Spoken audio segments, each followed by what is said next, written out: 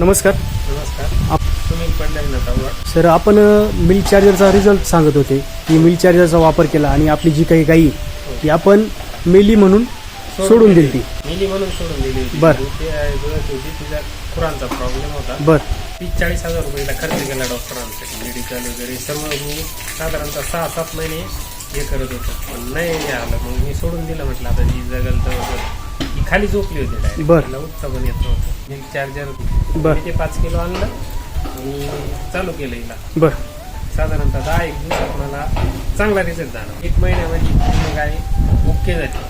म्हणजे डॉक्टरचा 30-40 हजार रुपये खर्च करून गाय तुमची नीट नाही झाली नीट नव्हती झाली आणि सोडून तुम्ही ती दिली. मेली म्हणून सोडून सोडून दिली दिली. आणि फक्त मिल्क चार्जरचं 1 किलोचं पॅकेट आणलं आणि त्याच्यामध्येच गाय तुम्हाला चांगला मला 10-1 दिवसात 10 दिवस दिलं ते.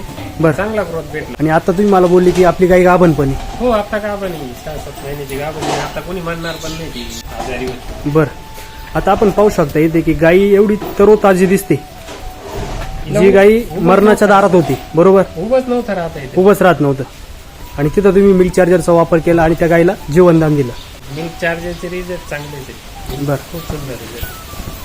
तेव्हापासून मी डायरेक्ट 25-25 किलोचा बॅग घेऊन येतो आणि सर्व जनावरांना चालू माझी. ठीक आहे, धन्यवाद सर.